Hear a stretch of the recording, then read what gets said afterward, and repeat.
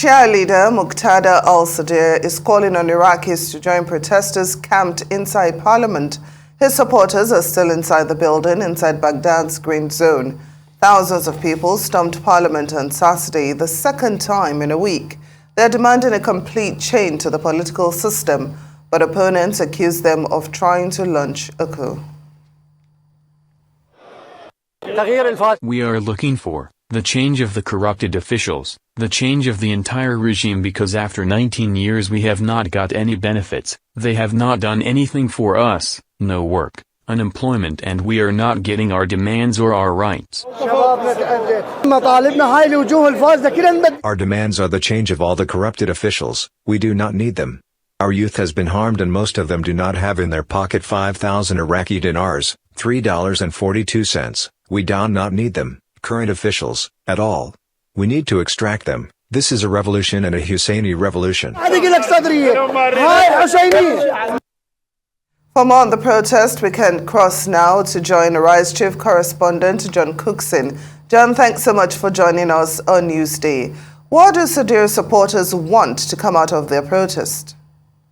Hi guys, great to be on Newsday.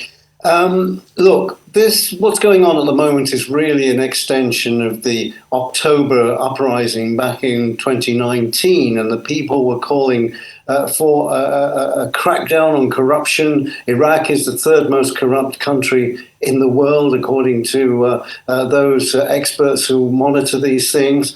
They want water supply, they need electricity. Still with the heat in Iraq sometimes reaching 50 degrees centigrade, there is no national grid. And that's almost 20 years after the 2003 US-led invasion. And the people are just fed up of unemployment, corruption, and just generally a poor life for the Iraqi people. Iraq, of course, potentially one of the richest countries in the world. They have the third or second biggest oil reserves, and they still haven't found a lot of the oil. There's still to be discovered. There's also gold and platinum beneath the deserts. It's potentially an extremely rich country, but it's very, very corrupt, and billions of dollars have disappeared from government coffers and into bank accounts all over the world, bank accounts of those corrupt politicians. So you have that going on at one level. The people just want change in Iraq. Now, there was an election last October, and 9 months on, there is still no new government. They can't decide on who's going to be the president, the prime minister, and all the cabinet posts. And again, the people are just desperately frustrated. They get news from all over the world. They see how other countries function, and suddenly Iraq is not part of the international ideal of a democracy. So we have all these tensions bubbling up. Now, I was back in Iraq in March of this year, and I got from sources there the idea that these demonstrations were going to take place. So they're not spontaneous. They've been planned, and I'm afraid it's going to be a long, hot summer in Iraq because these protesters are absolutely adamant that they want change. And the head of all of what's going on at the moment is Muqtada al-Sadr. He's the leader of one particular group, not the biggest group, but certainly the most vocal and most powerful. And Muqtada al-Sadr can put people out on the streets at will,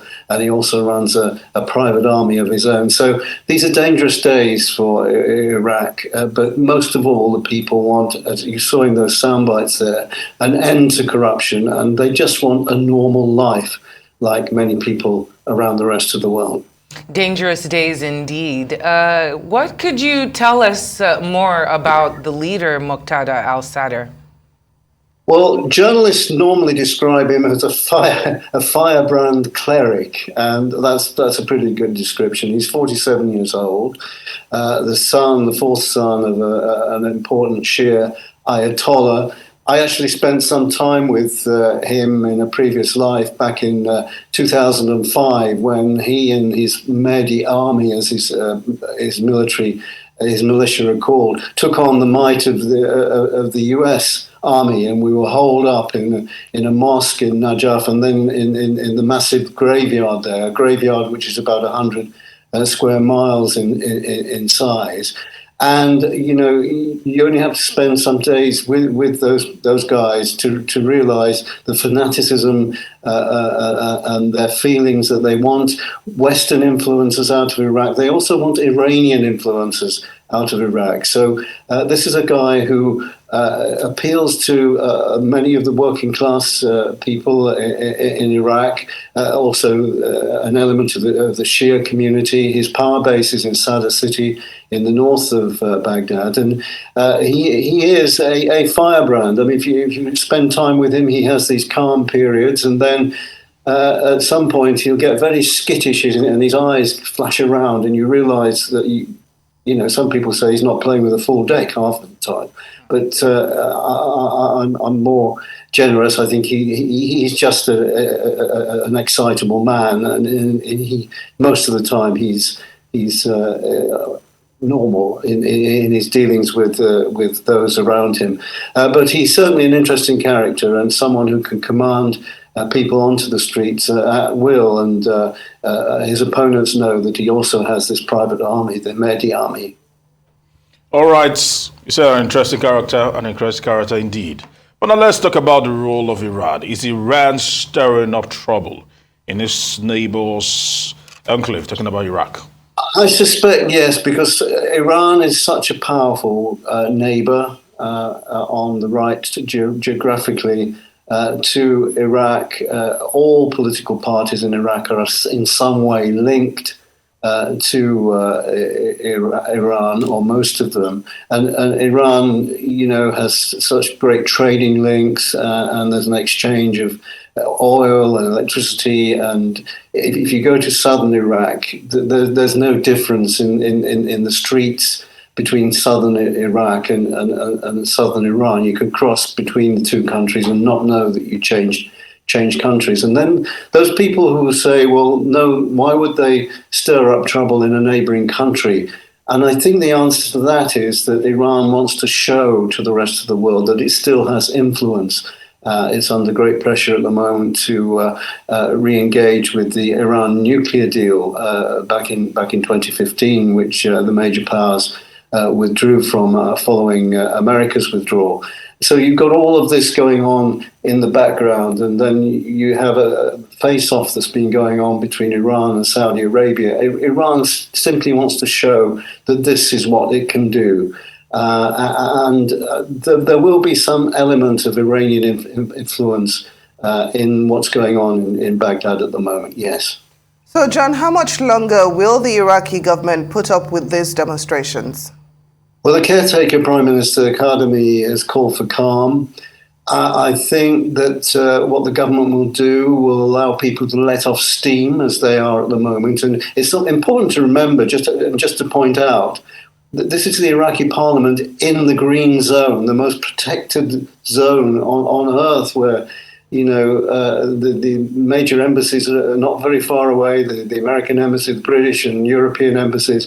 They must be very, very nervous about what's going on just down the road, in fact. And I mean, in normal times, to get into the parliament, you need all sorts of security passes. And yet these guys have just gone straight in. And that tells me that the police and other security forces are actually approving what's going on at the moment, because you can't just walk into the green zone. It's impossible.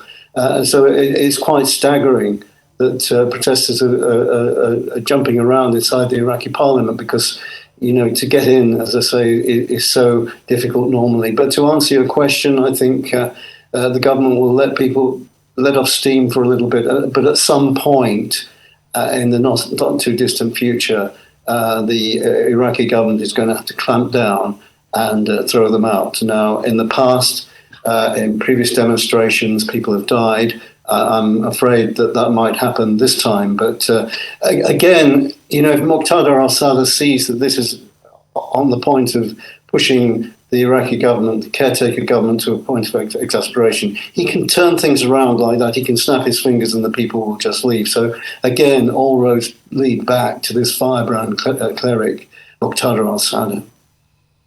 Well, we'll just keep watching that situation as it unfolds. Thank you so much for your time and your analysis, John Cookson.